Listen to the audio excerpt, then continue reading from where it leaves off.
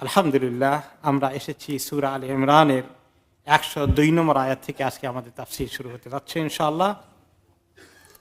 আল্লাহ রাব্বুল আলামিন ইরশাদ করেন, ইয়া আইয়ুহাল্লাযীনা আমানু, হে ঈমানদারগণ, ইত্তাকুল্লাহা হাক্কা তুকাতিহ, তোমরা আল্লাহকে ভয় করো যতটুকুন আল্লাহকে ভয় করতে হয়, অথবা তোমরা আল্লাহকে ভয় করো ভয় করার মতো হক আদায় করে। ওয়ালা তামুতুন্না ইল্লা ওয়া আনতুম মুসলিমুন, আর খবরদার মুসলিম না হয়ে মৃত্যুবরণ করো না। এই কথাটা আয়াতটা অনেক ছোট কিন্তু অর্থ অনেক বড়, ব্যাপক মেসেজ এখানে আছে। প্রথমত আল্লাহ তাআলা বলছেন ইয়া আইয়ুহাল্লাযীনা আমানু, ঈমানদারদেরকে ডেকে বলেছেন। ঈমানদাররা আল্লাহ তাআলার এই ইয়া আইয়ুহাল্লাযীনা আমানু, হে ঈমানওয়ালাগণ, যারা ঈমানওয়ালা, তাদের এই ঈমানের পরিচয় থাকা, যাদেরকে আল্লাহ তাআলা এই পরিচয় দিয়ে ডাকেন, তারা কত সৌভাগ্যের অধিকারী। হে ঈমানদারগণ, হ্যাঁ সুবহানাল্লাহ, হে ঈমানওয়ালারা, এই পরিচয়টাই তো একটা কত বড় নিয়ামতের পরিচয়। যারা এই পরিচয় পায়নি তাদের কি অবস্থা, কত হতভাগা হয়ে গেল, তারা অনেক বড় হতভাগা। আর যারা ঈমানের পরিচয় হয়ে গেলাম, যদি সত্যি আল্লাহ তাআলা আমাদের ঈমানকে কবুল করে থাকেন, এই ডাকের আমরা মুস্তাহিক হয়ে যাই, তাহলে সত্যি আমরা অনেক বড় পুরস্কার পেলাম, অনেক সম্মানিত হয়ে গেলাম আল্লাহ তাআলার কাছে। তবে কথা হলো, আমাদের ঈমানের অবস্থাটা কি? আমরা কি এই ডাকের উপযুক্ত হতে পেরেছি? এই ডাক কি আমাদের জন্য মানায়, নাকি আমরা এটা মিস করে ফেলছি? কোন সময় আসে খাঁটি, কোন সময় আসে নকল, কোনটা আমাদের কপালে জুটেছে? ঈমান তো অনেক দামি জিনিস, সেই জিনিস কি আমরা সত্যিকার অর্থে অর্জন করতে পেরেছি? এটা সবসময় চিন্তা করা দরকার। কিভাবে ঈমানকে এমন মানে নিয়ে আসা যায় যে মানে আনলে এই ডাকের উপযুক্ত আমরা হতে পারি, এটা চেষ্টা থাকা দরকার। এরপর আল্লাহ তাআলা বলছেন যে ইত্তাকুল্লাহ, আল্লাহকে ভয় করো। আল্লাহকে ভয় করার কথা এই আহ্বান কোরআনে কারিমে অনেক অনেকবার এসেছে। একবার বললেও তো হয়ে যায়, এতবার আল্লাহ তাআলা কেন রিপিট করেছেন? তার কারণ এই যে আমরা আল্লাহ তাআলাকে ভয় করা আসলে কোনো কোনো সময় একটু একটু করি, অনেক সময় আল্লাহকে ভয় করার যে কথা ছিল আমরা করি না।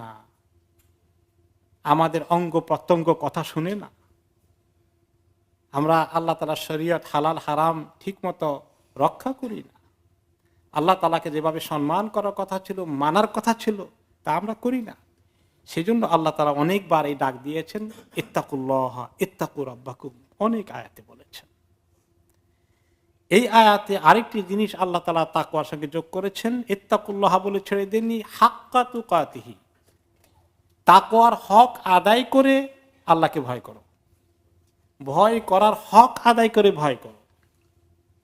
আল্লাহ তাআলাকে ভয় করার কতটুকুন পরিমাণ, হক কতটুকুন, আলহামদুলিল্লাহ, এটা আমরা কিভাবে উপলব্ধি করতে পারি আর কিভাবে তার হক আদায় করতে পারি, কথা কি সোজা কথা? অনেক বড় বিষয়। হক যদি আদায় না হয়, আল্লাহ যদি কবুল না করেন, তাহলে কি উপায় হবে? এই আয়াত নাজিল হওয়ার পরে সাহাবায়ে কেরাম একটু ঘাবড়িয়ে গেলেন। আল্লাহ তাআলাকে ভয় করার হক তো অনেক বড়, আল্লাহর শান কত বড়, তাকে সেভাবে মানা, তাকে সেভাবে ভয় করা, তার সেই তাকওয়া অর্জন করা, এটা যদি সবার আমাদের হক পূরণ না হয়, তাহলে কি উপায় হবে? হয়তো নবীদের এই হক আদায় হয়েছে, সিদ্দিকীনরা হয়তো হয়েছে, আমরা কোন পর্যায়ে আসি? সব সাহাবায়ে কেরাম খুব চিন্তাগ্রস্ত হয়ে গেলেন। এই কথা ওনাদের আলোচনা হতে থাকলো। কেউ কেউ এমনভাবে রাত্রেবেলা নামাজে দাঁড়াতেন যে আর বিছানায় যেতেন না, পাও ফুলে যেত। আল্লাহ তাআলা বলেছেন আল্লাহর হক আদায় করে ভয় করা, আমাদের এতটুকু নামাজে তো হক আদায় হচ্ছে না। ওনারা খুব অস্থির হয়ে গেলেন। তখন আল্লাহ তাআলা সূরা তাগাবুনে আরেকটি আয়াত নাজিল করে সাহাবাদেরকে, মুমিনদেরকে সান্ত্বনা দিলেন, একটু ব্যালেন্স করে দিলেন।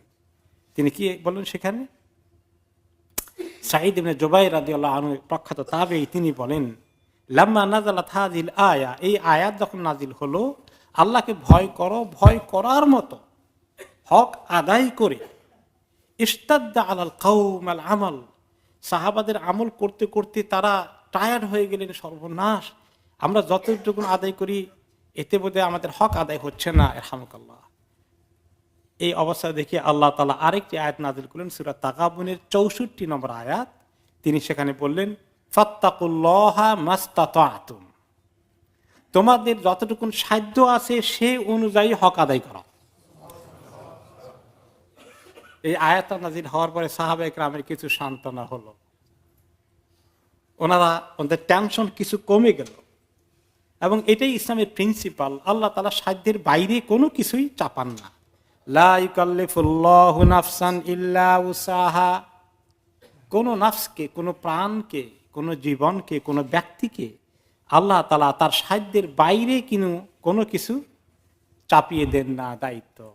ইসলামী জিন্দেগিতে এমন কোনো আমল নাই যেটা অসম্ভব, অনেক কষ্ট, তারপরে জান বাজি রেখে করতে হবে, এরকম কোনো কষ্টের ইবাদত আল্লাহ তাআলা দেননি। আমাদের যখন মুরব্বীরা বা কেউ অসুস্থ হয়ে গেছেন, এখন ওনারা দাঁড়িয়ে নামাজ পড়তে পারেন না, তো জোর করে দাঁড়াতে হবে? বসে পড়তে পারবেন। এত অসুস্থ বসেও পড়তে পারেন না, কি করবেন? শুয়ে শুয়ে পড়বেন। রমাদানের রোজা, লম্বা দিন আসছে, আমরা তবুও আলহামদুলিল্লাহ আমরা রাখতে পারবো, রাখতে পেরেছি, আলহামদুলিল্লাহ রাখছি, মাশাআল্লাহ। মরে গেছি নাকি? না আধা মারা হয়ে গেছি? আলহামদুলিল্লাহ, উই আর ম্যানেজিং ইট। কিন্তু যদি এমন হয় যে কোনোদিন আপনি রোজা রাখতে গিয়ে দেখলেন যে সাংঘাতিক ডিহাইড্রেশন হয়ে গেছে, গলা শুকিয়ে গেছে, মাথা ধরে গেছে, আপনার অসম্ভব কষ্ট হচ্ছে, তখন কি আপনাকে আল্লাহ রোজা ভাঙ্গে অ্যালাউ করবেন না করবেন না? অ্যালাউ করে দিবেন, অ্যালাউ করে দিবেন আল্লাহ তাআলা। এই প্রসঙ্গে একটা মাসালা এসে যাক। যেমন আমাদের ছেলে মেয়েরা বড় হচ্ছে, প্রাইমারি স্কুল থেকে হাই স্কুলে যাচ্ছে, মেয়েরা একটু আগে সাবালিকা হয়ে যায়, ছেলেরা একটু 2-3 বছর পরে হয়, ঠিক কিনা? অনেক সময় 9, 10, 11 বছর মেয়ে সাবালিকা হয়ে গেছে, এখন তার উপরে নামাজও ফরজ হয়ে গেছে, রোজাও ফরজ হয়ে গেছে। এখন এই মেয়েরা এত লম্বা দিনে রোজা রাখতে গেলে যদি কষ্ট হয়, কি করা যায়? এখন এই মাসালা দিবেন যে না থাক, রাখার দরকার নাই, কিন্তু বালেগা হয়ে গেছে, রোজা তো ফরজ হয়ে গেছে, আবার শরীরে এত শক্ত হয় নাই, এত ম্যাচুরিটি আসেনি, যদি কষ্ট হয়ে যায়, তাহলে মাসালা হলো এই যে প্রত্যেক দিন রোজা রাখার নিয়ত করে সেহরি খেয়ে নিবে।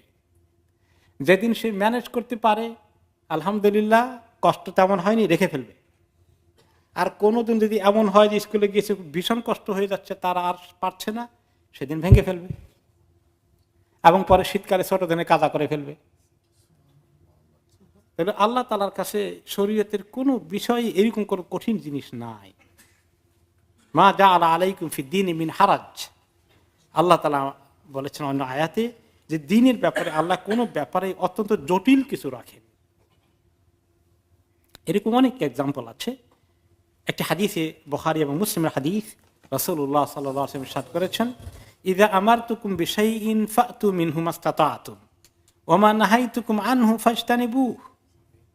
হে লোকেরা, আমি যখন তোমাদেরকে কোনো বিষয় হুকুম করি করার জন্য, তাহলে তোমরা সেটাকে করো যতটুকুন তোমাদের সাধ্যে কুলায়, মাসতাতাতুম। যেটা সাধ্যে কুলায় না সেটা আল্লাহ তাআলা দেখবেন, কনসিডার করবেন। আর যে জিনিস করতে নিষেধ করি তার থেকে দূরে থাকার চেষ্টা করো। এটাই হলো ইসলামের প্রিন্সিপাল। এমন কঠিন জিনিস আল্লাহ তাআলা দেননি। এখন আমরা আসি যে ইত্তাকুল্লাহ, আল্লাহকে ভয় করো। এটা আমরা অনেকবার আলোচনা করেছি যে আল্লাহকে ভয় করা কথাটার অর্থ কি। মানুষ যদি এখন এই মুহূর্তে, আল্লাহ মাফ করুন, একটা সাপ যদি এই কোণা থেকে ঢুকে এখানে, তাহলে আমাদের অবস্থা কি হবে কম দেখি? সাপ দেখলে ভয় পাবো না?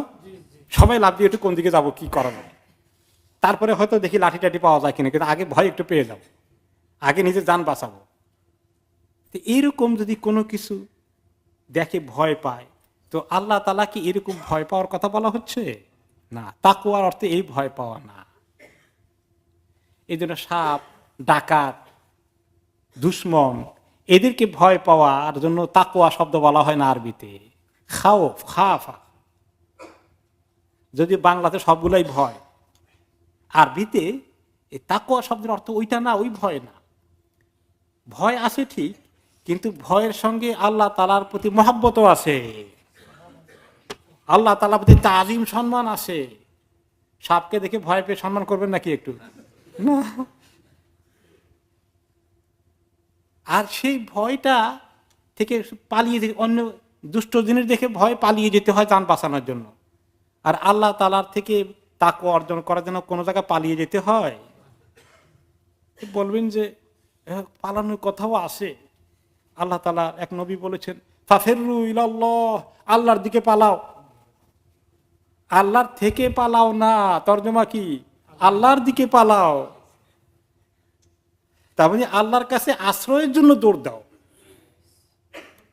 কি সুন্দর কথা না? আল্লাহ যদি বলতেন আল্লাহ থেকে পালাও, তাহলে তো আমাদের কোনো উপায় ছিল না। আল্লাহ থেকে পালিয়ে যাবো কার কাছে? ফাফিরু ইলাল্লাহ ইন্নী লাকুম নাযীরুম মুবিন, তোমরা আল্লাহর কাছে পালাও, আল্লাহর কাছে আশ্রয় চাও।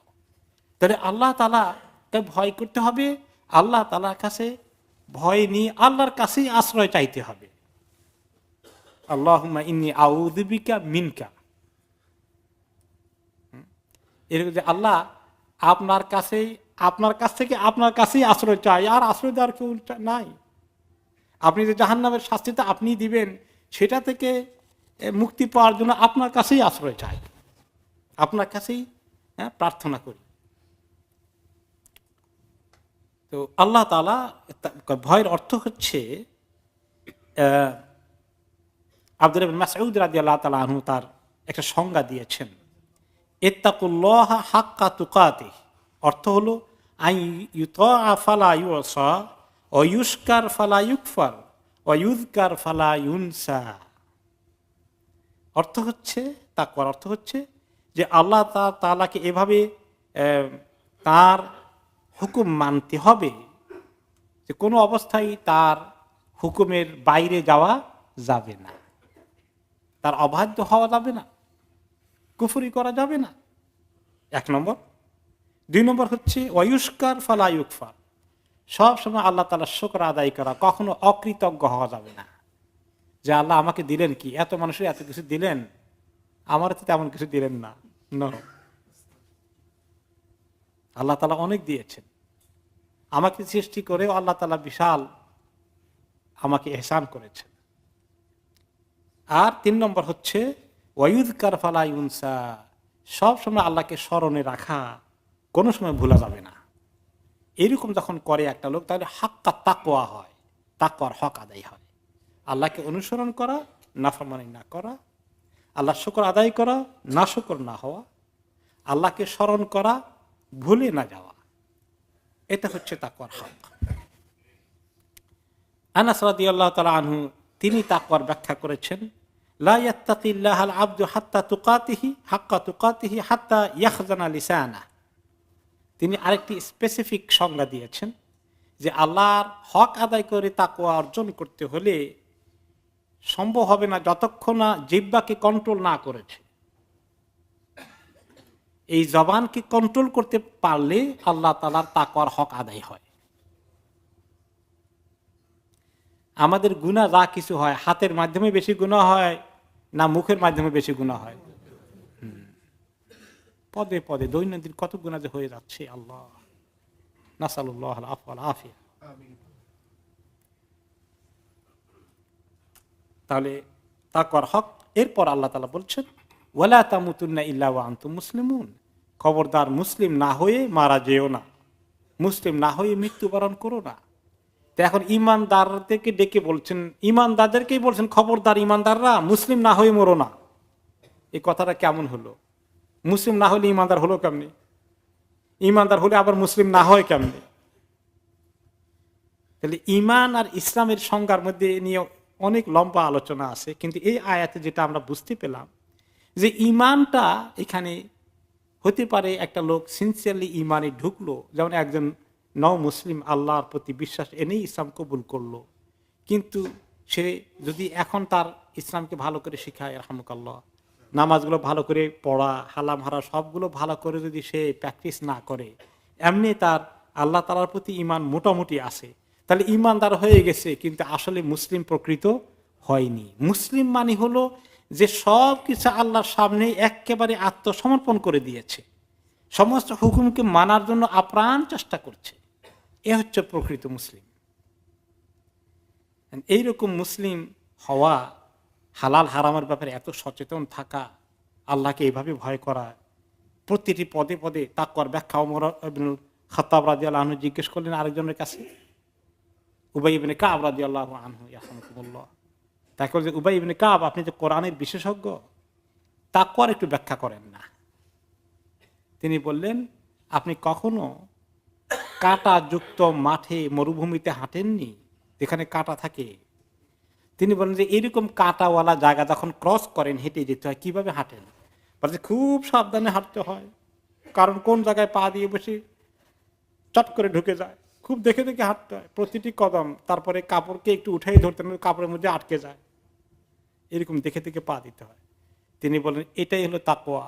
ঈমানদার প্রত্যেকটি কাজে এরকম করে করে হাঁটে, এরকম করে এক একটা কাজ করে। এক ভাই আমাকে একদিন বললেন যে আমাদের অনেক মুসলমান আছে, তারা কত রকমের 2 নম্বরই কাজ কারবার করে। আমি একটা জিনিস নতুন করে শুনলাম,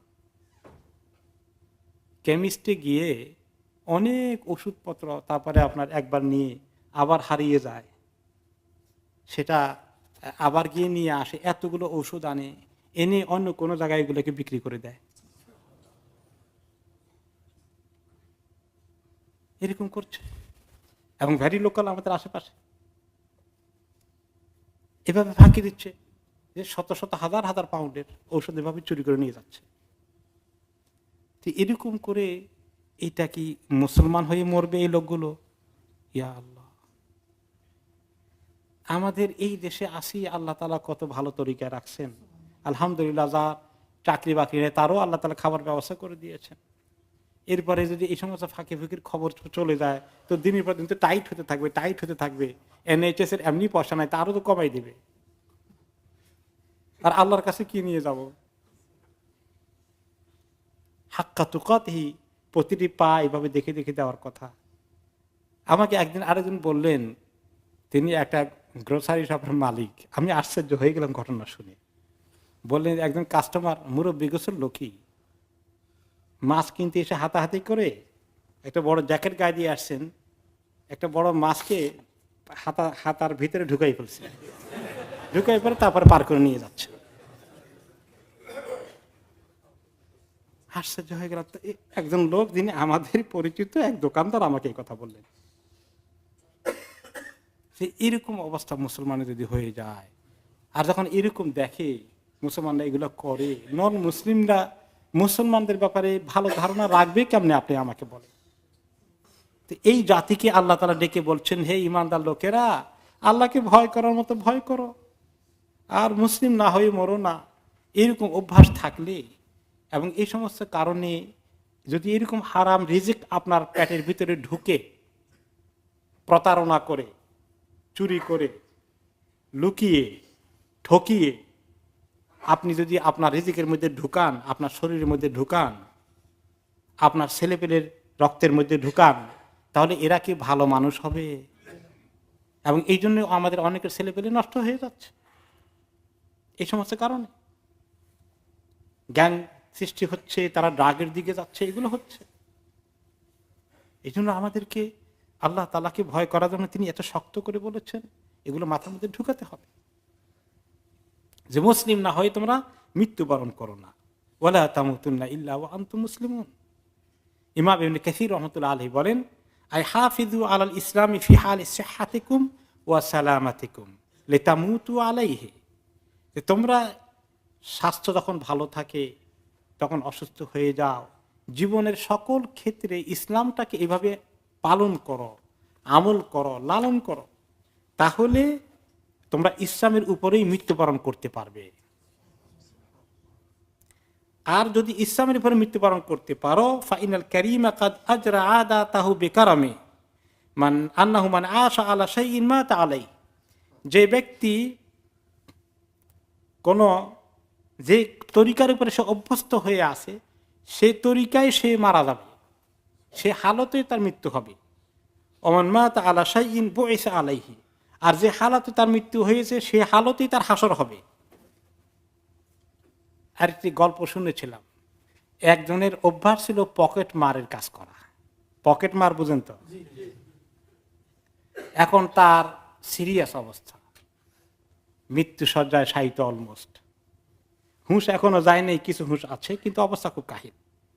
ডাক্তার নিয়ে এসেছে।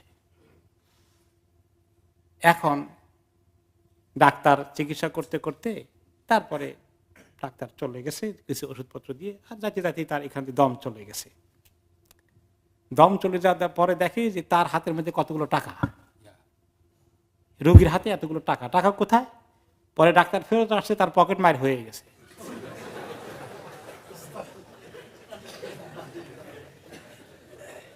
যে ব্যক্তি তার জীবনের যে অভ্যাস আছে তার মৃত্যু সেই হালতে হয়ে যাবে, নাউযুবিল্লাহ। খাতেমা বিশ্বর হয়ে গেল, খাতেমা বিল খায়র হলো না। ইন্না লিল্লাহি ওয়া ইন্না ইলাইহি রাজিউন। এরকম যদি ঘটনা সত্যি ঘটে থাকে, কিরকম দুর্ভাগ্যের লোক। আল্লাহর কাছে পকেট মার হিসাবে তার শেষ নিঃশ্বাস হয়ে গেল। খবরদার, যারা এরকম 2 নম্বর করি, আমরা বাটপারি করি শুধু খালি টাকা বাড়ানোর জন্য, তাদের কি অবস্থা হবে আল্লাহর কাছে চিন্তা করে দেখেন। কোন অবস্থায় মৃত্যুবরণ করবেন? এরকম 2 নম্বরই করা অবস্থায় আপনার মৌত হবে, 1 নম্বরই হয়তো মৌত হবে না। তাহলে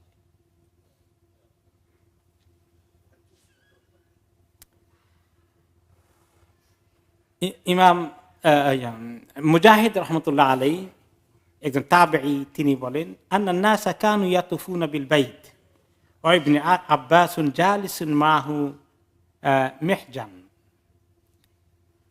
সাহাবী আব্দুল্লাহ ইবনে আব্বাসের একজন খুব ঘনিষ্ঠ ছাত্র হচ্ছেন, খুব নিবেদিত প্রাণ, তিনি হচ্ছেন মুজাহিদ, আল্লামা মুজাহিদ। তিনি একজন প্রখ্যাত তাবেঈ ছিলেন, মুফাসসির ছিলেন। তিনি বলেন যে ওনার ওস্তাদ সাহাবী আব্দুল্লাহ ইবনে আব্বাস একদিন হারাম শরীফে বসে আছেন, কিছু লোক তাওয়াফ করছে, অনেক লোক তাওয়াফ করছে। ওনার হাতে একটা লাঠি ছিল, তিনি তখন একটু বুড়ো হয়ে গেছেন। লোকদের তিনি একটু নসিহাত করলেন। ফাকালা রাসূলুল্লাহ সাল্লাল্লাহু আলাইহি ওয়াসাল্লাম, হে, তিনি স্মরণ করিয়ে দিলেন নসিহাত করতে গিয়ে, হে লোকেরা, হে ঈমানদার লোকেরা, নবী করিম সাল্লাল্লাহু আলাইহি ওয়াসাল্লাম বলেছেন, ইয়া আইয়ুহাল্লাযীনা আমানু তাকুল্লাহা হাক্কা তুকাতিহি ওয়া লা তামুতুন্না ইল্লা ওয়া আনতুম মুসলিমুন। নবী করিম সাল্লাল্লাহু আলাইহি ওয়াসাল্লাম আমাদেরকে নসিহত করতে গিয়ে একবার এই আয়াতটি তেলাওয়াত করলেন। আর এই আয়াতটা তো প্রায় খুতবার মধ্যে আপনারা শুনেন, ঠিক কিনা? জুমার খুতবায় শুনেন, ঈদের খুতবায় শুনেন, নিকাহের খুতবার মধ্যে শুনেন, আল্লাহকে ভয় করার কথা। তো ইবনে আব্বাস রাদিয়াল্লাহু আনহু বর্ণনা করলেন যে রাসূলুল্লাহ সাল্লাল্লাহু আলাইহি ওয়াসাল্লাম কোন একটি নসিহত করতে গিয়ে, খুতবা দিতে গিয়ে আমাদেরকে এই আয়াতটা দিয়ে শুরু করলেন। আর এরপরে বললেন, কেন ভয় করবে না জানো? আখিরাত কি আছে তোমাদের সামনে। যদি মুসলিম হয়ে মৃত্যুবরণ না করো, তোমাদের পরিণতি কি হবে শুনো। ওয়ালাউ আন্না কাতরাতাম মিনাজ যাক্কুম কাতারাত ফি দারিদ দুনিয়া।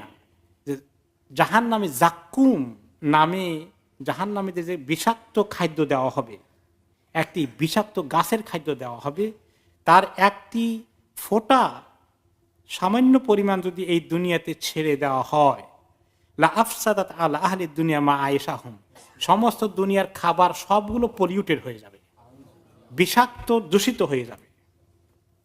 ফাকাইফা বিমান লাইসা লাহু তাআমুন ইল্লা যাক্কুম, তার কি উপায় হবে যার যাক্কুম ছাড়া জাহান্নামে আর কোনো খাবার থাকবে না। যাক্কুম এত বিষাক্ত হবে, তাআমুল আথিম, গুনাহগারদের খাবার। এই যাক্কুমের পরিচয় আল্লাহ তাআলা 3-4 জায়গায় কোরআনে কারিমে দিয়েছেন, যে সেটা জাহান্নামের একদম গভীর তল থেকে উঠে আসবে এবং সেটা এত বিদঘুটে, বিশ্রী এবং অখাদ্য, কুখাদ্য, যে সেটার দেখতেও মানুষের ভয় লাগবে। ভয়াল চেহারা গাছটার। তা গাছের মাথার পরিচয় আল্লাহ তাআলা দিয়েছেন শয়তানের মাথার মতো। গাছের আগালটা, উপরের অংশটা হচ্ছে কিরকম দেখতে, কান্নাহুর উসুস শায়াতিন, শয়তানের মাথার মতো। শয়তানকে দেখছেন তো? শয়তানের মাথা কিরকম হবে আপনি বুঝলেন কিছু? তো আল্লাহ তাআলা বললেন, শয়তানকে তো দেখি না আমরা ঠিকই, কিন্তু শয়তানকে আমরা কিরকম ঘৃণা করি। কত বড় দুশ্মন, কিরকম ভয়াল চেহারা। শয়তানের চেহারা কি খুব নুরানি হবে নাকি? নাউজুবিল্লাহ, লানাতুল্লাহি আলাইহি, অপমানিত। তার চেহারা এত খারাপ হবে, মানুষও বলে লোকটার চেহারা দেখলাম একদম শয়তানের মতো। মানুষ বলে না দুষ্ট লোককে দেখলে? তো মানুষ তো আসলে শয়তানকে দেখেনি, তারপরে মানুষ বলে। মানুষের সাইকোলজি দিয়েই আল্লাহ তাআলা মানুষকে ট্রিট করছেন। তো এটা যে শয়তান খারাপ জিনিস, যখন এই গাছকে শয়তানের সঙ্গে বলা হয়েছে, তার মানে এটা কত খারাপ হতে পারে। যে এই দুনিয়ার মধ্যে যদি মুসলিম হয়ে না মরো, সত্যিকার মুসলিম, নাম কাওয়াজে মুসলিম, পরিচয়ের মুসলিম, পাসপোর্টের মুসলিম না, সত্যিকার মুসলিম, জীবনে ইসলামকে ঢুকেই দেওয়া, আল্লাহর হুকুমের বাইরে কোনো কাজ না করা, হারাম তরিকায় মিলিয়ন পাউন্ডের লাভ হলেও সেদিকে তাকাবো না, হালাল তরিকায় যদি আল্লাহ তাআলা 10 পাউন্ড দেয় আমি খুশি আছি। এই যে মুসলমানের আসল পরিচয়, এই পরিচয় কতটুকু আমাদের মধ্যে আছে, এটাকে আল্লাহ তাআলা বলছেন এবং নবী করিম সাল্লাল্লাহু আলাইহি ওয়াসাল্লাম সাবধান করছেন যে তোমরা লাউ আন্না কাতরাতাম মিনাজ যাকুম, যাকুমের একটি ফোঁটা যদি জমিনে আসে তাহলে জমিনটা পুরোটা বিষাক্ত হয়ে যাবে, মনুষ্য বসবাসের অনুপযুক্ত হয়ে যাবে। আর সেই যাক্কুমের এক ফোঁটা নয়, সেই যাক্কুমকে পেটের ভিতরে ঢুকাতে হবে জাহান্নামীকে। হে মানুষ, এই যাক্কুম থেকে বাঁচার জন্য আমল করে রেডি হয়ে আসো। কত বড় কথা। আব্দুল্লাহ ইবনে আমর রাদিয়াল্লাহু আনহু আরেকটি হাদিসে বলেন, ক্বালা রাসূলুল্লাহ সাল্লাল্লাহু আলাইহি ওয়াসাল্লাম, মান আহাব্বা আন ইউজাহজাহা আনিন নার ওয়া ইউদখালাল জান্নাহ ফালতুদরিকহু মানিয়াতুহু ওয়া হুয়া ইউমিনু বিল্লাহি ওয়াল ইয়াউমিল আখির ওয়া ইয়াতি ইলান নাসি মা ইউহিব্বু আন ইউতা ইলাইহি। যে ব্যক্তি চায় যে জাহান্নাম থেকে তাকে মুক্তি দেওয়া হোক, নাজাত দেওয়া হোক এবং তাকে জান্নাতে প্রবেশ করিয়ে দেওয়া হোক আখিরাতে, তাহলে এই অবস্থায় যেন তার মউত আসে যে সে আল্লাহ এবং আখিরাতের প্রতি তার ঈমান আছে। আর যে মুসলমান চুরি করে, যে মুসলমান প্রতারণা করে, যে মুসলমান এরকম ডিসিভ করে, সে কি, তাকে যদি আপনি বলেন তুমি ঈমানদার না বেঈমান, সে কি বলবে? ঈমানদারি। আখিরাতে বিশ্বাস করা, হ্যাঁ করি। আল্লাহর উপর ঈমান আছে, হ্যাঁ আছে। তাহলে এরকম না যে সত্যিকার মনে করে যে আল্লাহ আমাকে পাকড়াও করে ফেলবেন এই সমস্ত কাজের জন্য, এবং আখিরাতে এগুলো সব আমলনামা তুলে দেওয়া হবে। কে কত কোথায় চুরি করেছি এগুলো সব লিস্ট দেওয়া হবে কি দেওয়া হবে না, কিভাবে প্রতারণা করেছি, ঠকিয়েছি, সব চলে আসবে। তাহলে যেই ব্যক্তি জান্নাতে যেতে চায়, জাহান্নাম থেকে মুক্তি পেতে চায়, তাহলে এমন অবস্থায় তার মউত যেন হয় যে সত্যি আল্লাহ এবং আখিরাতের প্রতি তার ইয়াকিন এবং ঈমান আছে। এই ঈমান অর্জন করতে হলে হালাল হারামকে সতর্কভাবে পালন করতে হবে কিনা, শরীয়তের প্রত্যেকটি হুকুমকে পালন করার জন্য আপ্রাণ চেষ্টা করতে হবে। তাহলেই ঈমানের হালতে মউত আল্লাহ নসিব করবেন। কালিমাতুশ শাহাদা পড়ে আল্লাহ তাআলা মৃত্যু দান করবেন।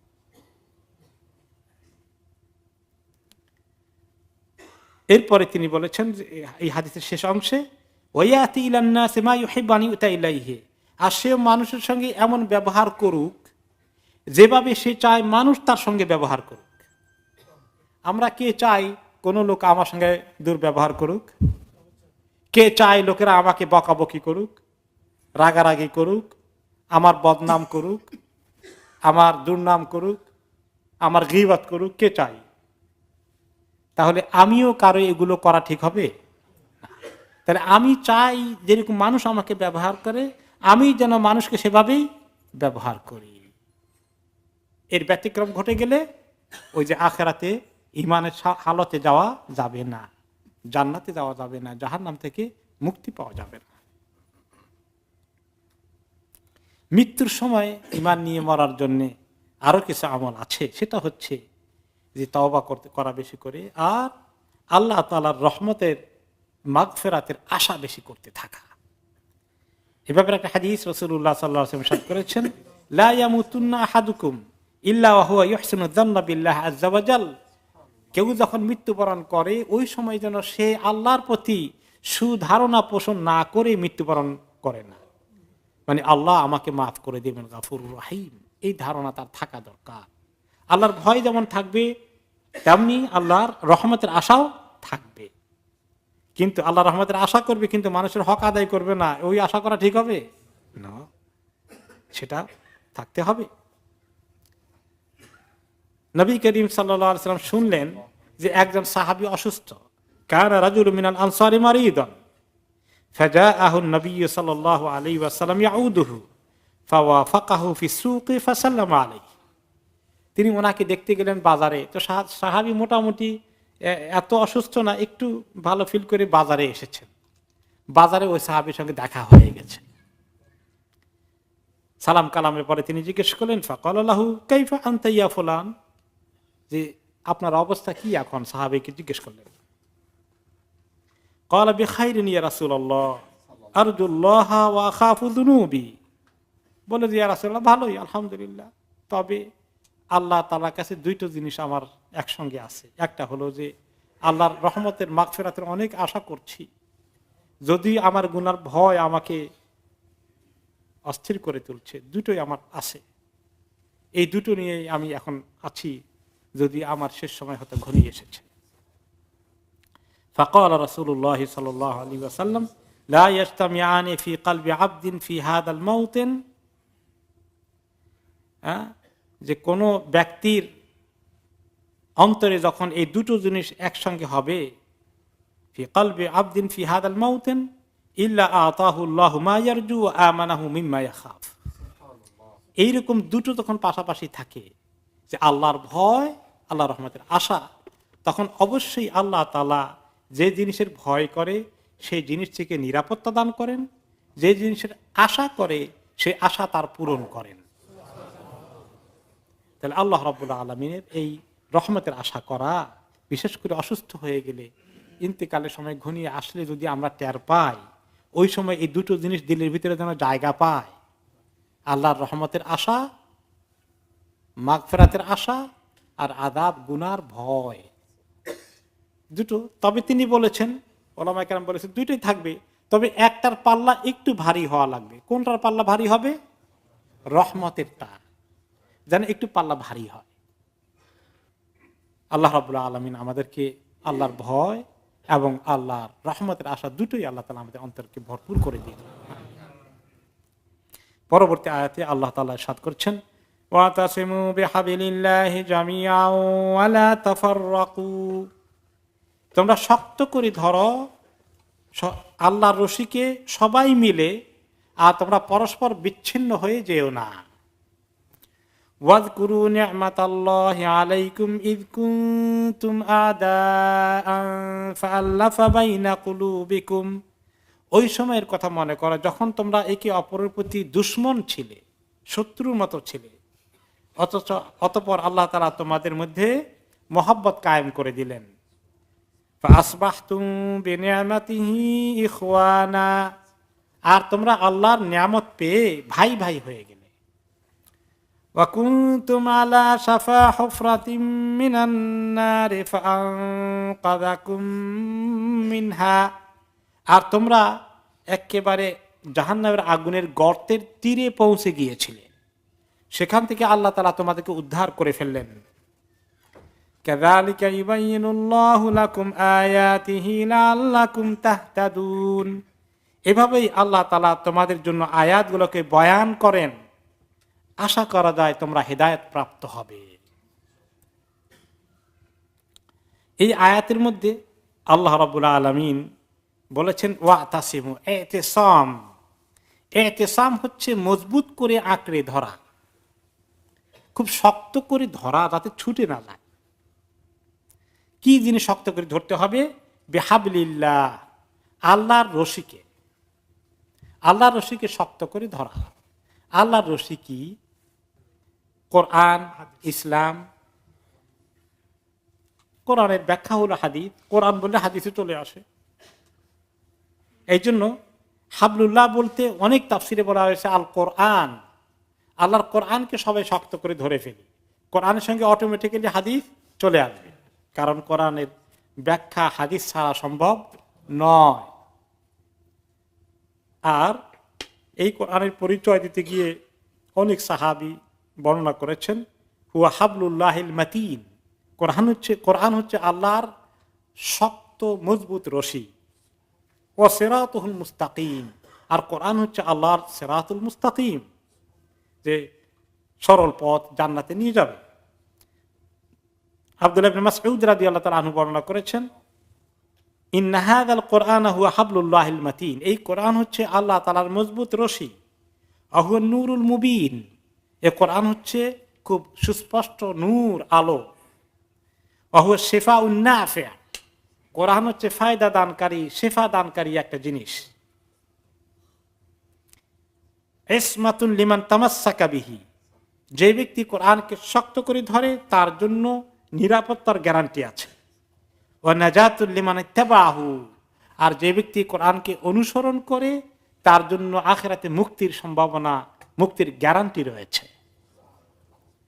তো আল্লাহ তাআলা মুসলিম জাতিকে কোরআনকে শক্ত করে ধরতে বলেছেন।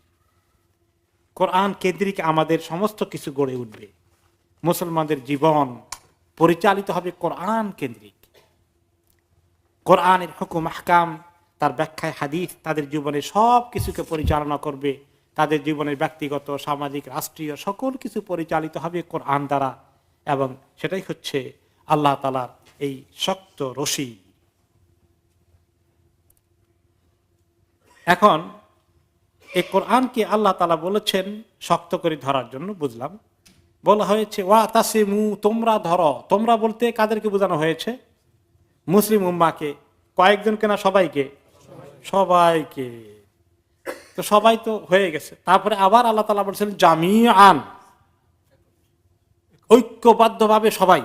আবার তাহলে ডবল হয়ে গেল গুরুত্ব। যখন দুইবার তিনবার একই জিনিসকে বোঝানো হয়, এর গুরুত্ব অনেক বেড়ে যায়। তাহলে ওয়াতাসিমের মধ্যে আছে তোমরা সবাই, আবার জামিয়ানের মধ্যে সবাইকে, আবার তোমরা সবাই কোরআনকে ধরো, সবাই ঐক্যবদ্ধভাবে ধরো। ওয়ালা তাফাররাকু, আর পরস্পর বিচ্ছিন্ন হয়ে না। তাফাররাকু হচ্ছে বিচ্ছিন্ন হয়ে থাকা। মুসলমানদের একটি সমাজ হবে, সবাই ঐক্যবদ্ধ থাকবে, ঐক্য, একতা, এটা আল্লাহ তাআলা আমাদের কাছে চান। আর বিচ্ছিন্ন হয়ে থাকা, বিভক্ত হয়ে থাকা, এক গ্রুপ আরেক গ্রুপের সঙ্গে কোনো সম্পর্ক নাই, বয়কট করতে থাকা, দুশ্মনী হয়ে যাওয়া, বিভিন্ন মুসলমানদের বিভিন্ন দ্বন্দ্ব থাকা, এগুলো সব কিছুই ঐক্যবদ্ধ না থাকার উল্টা দিকের কাজ কারবার বেশি আমাদের সমাজে ঢুকে গেছে। এই জন্য আল্লাহ তাআলা সাবধান করে দিলেন ওয়ালা তাফাররাকু। এই জন্য তাফসির হয়েছে আমারহুম বিল জামাআ ওয়া নাহাহুম আনিত তাফরিকা। আল্লাহ তাআলা মুসলমানদেরকে জামায়াতের সাথে থাকতে বলেছেন আর পরস্পর বিচ্ছিন্ন না হতে বলেছেন। এটার দ্বারা কি বোঝানো হয়েছে? একটি জামাত হবে, একটি দল হবে। এখন আমাদের সমাজে অনেক জামাত আছে, অনেক দল আছে। এখন যে কোনো জামাত হয়ে গেলে কি এই জামাতের হক আদায় হলো কি না, এটা কেমন কথা হয়? এখন যদি 10টা দল থাকে, 20টা দল থাকে, তাহলে আর সবাই বলে যে আসেন আমরা জামাতে যোগ দেই, কারো এই জামাত, কারো ওই জামাত, বিভিন্ন জামাত তো আছে। তখন তারা যদি বলে করে যে এই জামাতে আসার কারণেই আমাদের ওয়াতাসিমু বিহাবলিল্লাহি জামিআ ওয়ালা তাফাররাকু হয়ে গেল, তো এরকম 10টা জামাত করতে বলেছেন, এটা তো ডাজন্ট মেক সেন্স। সাহাবাদের সময় জামাত কয়টা ছিল? একটা ছিল। তো উম্মতের এরকম একটা জামাত হওয়ার কথা। এখন তখন খেলাফতে রাশেদা ছিল, যিনি খলিফা, তিনি মুসলমানদের লিডার। আর কোন জামাত কায়েম করার সুযোগ আছে? বহুদলীয় ব্যবস্থা ওই সমাজে কায়েম করার তো কোনো সুযোগ ছিল না। তো এখন যেহেতু ওই জামাত নাই, এখন কি করা যায়? এখন জামাত করতে গেলে তো 3টে হয়ে যায়, 10টা হয়ে যায়, তাহলে ওইটা দরকার নাই। আর এটা জামাত করে আবার বিভিন্ন জামাত হয়ে যায়, ঐক্য থাকে না। তাহলে জামাত বাদ দিয়ে থাকলে খুব সুন্দর ঐক্য হয়ে গেল, কি মনে করেন? তাও হয়ে গেল কিনা সেটাও তো দেখি নাই। এখন যে এখানে আমরা আসি এই মসজিদের মধ্যে, এখন আমাদের লিডারকে, আমরা কোন জামাতে আছি, কার কথা কে শুনবে? এই তো বাজারের মতো অবস্থা। বাজারে অনেক মানুষ আছে, যে কোনো মুসলমানদের বাজারে গেলে মুসলমান দেশে মাশাআল্লাহ 10,000 আছে, 2-1 লাখও আছে, এত মানুষ এক জায়গায় জামাত হয়েছে, লিডারকে কে কার কথা শুনবে? তো সেটাও তো হলো না। তাহলে জামাত করতে গেলে আলাদা আলাদা জামাত, এই এক সমস্যা, অনেক জামাত হয়ে যাচ্ছে, সেটা তো আসল জামাতের স্পিরিট পাওয়া যাচ্ছে না। আবার না করলে তো কোনোটাই নাই, এখন আমরা করা কোনটা বলেন? মুশকিলের কথা না? এটা সমাধান কি? এ হলো এক রকমের এক্সাম্পল।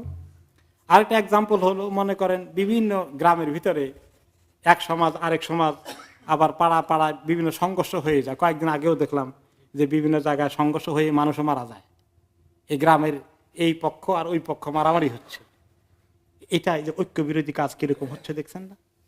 মুসলমানরা থাকবে একটি সমাজ, তিনটি সমাজ হওয়ার তো কথা ছিল না, আর দুই সমাজের মধ্যে কোনো প্রতিযোগিতা হওয়ার কথা ছিল না। তাহলে এই ক্ষেত্রে এখন যারা বিভিন্ন ইসলামী জামাত করেন, তাদের যুক্তি হচ্ছে, কেউ তাদের সঙ্গে একমত হতেও পারেন, কেউ তাদের সঙ্গে দ্বিমত পোষণও করতে পারেন। তাদের যুক্তি হচ্ছে যে ওই সাহাবাদের জামাতের আইডিয়াল জামাত তো এখন আমাদের সামনে নাই। এখন যদি কোনো জামাতই না থাকে তাহলে তো কিছুই নাই। তাহলে আমরা কোনো জামাত তৈরি করে সময় কাজে লাগাই এবং দিনের কিছু কাজ করি, কারণ একলা তো করা যায় না। 10 জন হলে অনেক কাজ করা যায়, 100 জন হলে আরো অনেক কাজ করা যায়। তাহলে আমরা এরকম বিভিন্ন জামাতে কাজ করি, কিন্তু আমাদের আলটিমেট গোল থাকা উচিত এক পর্যায়ে আস্তে আস্তে জামাতগুলো যেন মিশতে পারে, মিশে যায়, একাকার হয়ে যায়। এবং মুসলমানদেরকে আল্লাহ তাআলা যদি আল খেলাফা আলা মিনহাজি নবুওয়া, নবুয়তের তরিকায় খেলাফত দান করেন, এক সময় খলিফাতুল মুসলিমিন চলে আসে, তাহলে হয়তোবা এই সবগুলো জামাতের মিলে কয় জামাত হবে? এক জামাত হয়ে যাবে। সেই লক্ষ্যে আমরা কাজ করি। এই জন্য টেম্পোরারি বিভিন্ন জামাতের অস্তিত্ব অ্যালাউ করা ছাড়া কোনো উপায় নাই। তো এখন এই জন্য কোনো জামাতে আমি নাই, তা আমি কোন জামাতে থাকলাম? তো কারণ ইসলাম তো জামাতের সাথে আছে। হ্যাঁ, ইসলাম তো জামাত ছাড়া থাকে না। তা কাজে এটা পজিটিভ, কিন্তু এটা ঠিক কনসার্ন আছে যে জামাতগুলো যখন অনেকগুলো থাকে তাদের ভিতরে কম্পিটিশন হয়, তখন নেতিবাচক নেগেটিভ কিছু এই তৎপরতা চলে। এক জামাত আরেক জামাতের ব্যাপারে নেগেটিভ হয়ে যায়, কিংবা প্রপাগান্ডা করে, তাদেরকে বাতিলপন্থী বলে, তারা হকপন্থী হয়ে যায়, এরকম কিছু ধরনের প্রচার প্রপাগান্ডা হয়ে যায়। কোনো কোনো সময় এটা আসে যে কোনো জামাত যে বাতিলপন্থী না তা না, শিরক বেদাত নিয়ে অনেক জামাত আছে, সেগুলোকেও কি বাতিল বলবেন না? বলতে হবে। কিন্তু একদম ওগুলো ছাড়াও মোটামুটি ইসলামী জামাতে যারা কাজ করে তাদের ভিতরে আন্ডারস্ট্যান্ডিং এর অভাবটা কিন্তু লক্ষণীয়। এটাকে দূর করা দরকার, পারস্পরিক সহাবস্থান নিশ্চিত করা দরকার। তাই বলে শিরক বেদাতের বিরুদ্ধে চুপ করে মুখে কুলুপ লাগিয়ে বসে থাকার কোনো সুযোগ নাই। হক কাজ করতে হবে, কিন্তু এই জাতীয় নেগেটিভ প্রপাগান্ডা যেগুলো আহলে হক নিজেদের ভিতরে করে থাকেন, এগুলোর ব্যাপারে নেগেটিভ প্রপাগান্ডা বন্ধ করা উচিত। তাহলে আমরা কেউই এখনো দাবি করতে পারি না যে আমাদের জামাতটাই হচ্ছে সাহাবীদের জামাতের মতো। এইটাতে আসেন না, আসলে আপনি গোল্লায় গেলেন, এরকম দাবি করার কোনো সুযোগ নেই। আমরা একে অপরকে স্বীকৃতি দিতে হবে এবং কাছাকাছি আসার চেষ্টা করতে হবে। এবং সবার জন্য কাছাকাছি আসার সুযোগ হচ্ছে কোরআন। কোরআনকে সবাই ধরি, কোরআনের ব্যাখ্যায় হাদিস। যদি কোরআন হাদিসকে আমরা মোটামুটি ভাবে ভালো করে চর্চা করি, তাহলে আমাদের ভিতরে ঐক্য বাড়বে না কমবে? বাড়বে। এই জন্য আল্লাহ তাআলা বলেছেন যে আল্লাহর রশিকে ধরে ঐক্য, আল্লাহর রশিকে বাদ দিয়ে ঐক্য হবে না। আল্লাহর রশি হচ্ছে কোরআন সুন্নাহ। আর কোরআন সুন্নাহর ব্যাপারে যত সিনসিয়ার আমরা হব, তত আমাদের ভিতরে ঐক্য পয়দা আল্লাহ তাআলা করে দেবেন। এখন এই ওয়ালা তাফাররাকু, তোমরা পরস্পর বিচ্ছিন্ন হয়ে না। বিচ্ছিন্ন হয়ে যাওয়াটা নেগেটিভ, বিচ্ছিন্ন হওয়ার মতো প্রচার প্রপাগান্ডা, নেগেটিভ কথাবার্তা বলাটাও আসলে ঠিক নয়। এই ব্যাপারে নবী করিম সাল্লাল্লাহু আলাইহি ওয়াসাল্লাম আমাদেরকে সতর্ক করেছেন। তিনি একটি হাদিসে ইরশাদ করেছেন, সহিহ মুসলিমের হাদিস, ইন্নাল্লাহা ইউরদি লাকুম সালাসান ওয়া ইয়াসখাতু লাকুম সালাসান। আল্লাহ তাআলা তোমাদের তিনটা জিনিসকে খুবই পছন্দ করেন আর তিনটা জিনিসকে খুবই অপছন্দ করেন। তিনটা জিনিস কি কি যেটা পছন্দ করেন? ইয়ারদা লাকুম আন তা'বুদুহু ওয়া লা তুশরিকু বিহি শাইআ। যে তিনটা জিনিস খুবই পছন্দ করেন সেটা হচ্ছে যে তোমরা আল্লাহ তাআলার ইবাদত করবে আর তার সঙ্গে কাউকে শরীক করবে না। এক নম্বর, শিরক ছাড়া ইবাদত করবে। ওয়া আন তা'তাসিমু বিহাবলিল্লাহি জামিআন ওয়া লা তাফাররাকু। আর আল্লাহর রশিকে ঐক্যবদ্ধভাবে সবাই মিলে ধরবে, তোমরা তাফাররুক করবে না, তোমরা পরস্পর বিচ্ছিন্ন হয়ে যেও না, একে অপরের বিরুদ্ধে লেগে যেও না। ওয়া আন তানাসাহু মান আল্লাহু আমরাকুম। আর তোমাদের মধ্যে যাদেরকে আল্লাহ তাআলা রাষ্ট্র পরিচালনার দায়িত্ব দিয়েছেন তাদেরকে নসিহত করো, তাদের কল্যাণ কামনা করো। সেটা হচ্ছে ওই মুসলিম সমাজের কথা, যেই মুসলিম সমাজের শাসকগুলো মোটামুটি ইসলাম সম্পর্কে তাদের কিছু দরদ আছে। আর যদি কোনো জায়গায় ইসলামের দুশ্মন হয়ে যায় তাহলে তাদের কল্যাণ কামনা করার মধ্যে খুব ফজিলত আছে নাকি? আর 3 নম্বর হচ্ছে, তাহলে 3টাই হয়ে গেল, আল্লাহর ইবাদত করা শিরক ছাড়া। 2 নম্বর হচ্ছে একতা, ঐক্যবদ্ধ থাকা। 3 নম্বর হচ্ছে যে মুসলিম সমাজের ভিতরে মোটামুটি ইসলামের ব্যাপারে সিনসিয়ার শাসকবর্গ আছে, ইসলামের ব্যাপারে যাদের দুশ্মনী নাই, তাদের কল্যাণ কামনা করা। এই 3টা আল্লাহ পছন্দ করেন। আর যে 3টি জিনিসকে আল্লাহ তাআলা অপছন্দ করেন সেগুলো হচ্ছে তিল ও কাল ও কাসরাতুস সুআল ও ইদাআতুল মাল। এই 3টা অপছন্দের জিনিস হচ্ছে শুধু এই কথা সেই কথা বলা বলি করতে থাকা, কোনো রেফারেন্স ছাড়া বিভিন্ন রকমের গুজবে কান দেওয়া, গুজব ছড়িয়ে দেওয়া, অন্যের কথা নিয়ে আলোচনা করা, আড্ডা দিতে থাকা, চগলখড়ি করা, গীবত করা, এই জাতীয় বাজে কথায় লিপ্ত থাকা, বেহুদা কাজে ব্যস্ত থাকাকে আল্লাহ খুব অপছন্দ করেন। 1 নম্বর। 2 নম্বর হচ্ছে কাসরাতুস সুআল, বেশি বেশি প্রশ্ন করা অথবা বেশি করে হাত পাতা। 2টাই, সুআল মানে 2টো, সাহায্যের জন্য খামাখা মানুষের কাছে হাত পাতা আর বেশি বেশি প্রশ্ন করা, অতিরিক্ত প্রশ্ন করা ইসলামিক সার্কেলে আসলে, এটাও আল্লাহ তাআলা অপছন্দ করেন। আর 3 নম্বর হচ্ছেন ইদাআতুল মাল, সম্পদকে বিনষ্ট করে দেওয়া। আল্লাহ তাআলা কাউকে কাউকে টাকা পয়সার দিন হঠাৎ করে অনেক টাকার মালিক হয়ে যায়, কিন্তু কি করবে না করবে এখনো তার হুঁশ থাকে না, টাকা পয়সাকে বেহুদা খরচ করে অপব্যয় করতে থাকে। এটাকে আল্লাহ খুব ঘৃণা করেন। এই 3টি কাজকে তিনি ঘৃণা করেন। এই হাদিসটি কেন এনেছেন ইমাম ইবনে কাসির? যে আল্লাহ তাআলা অপছন্দ করেন মুসলমানদের মধ্যে পরস্পর বিচ্ছিন্ন, একে অপরের বিরুদ্ধে এবং এইরকম বিশৃঙ্খলা সৃষ্টি হয়ে যাওয়া মুসলিম সমাজে।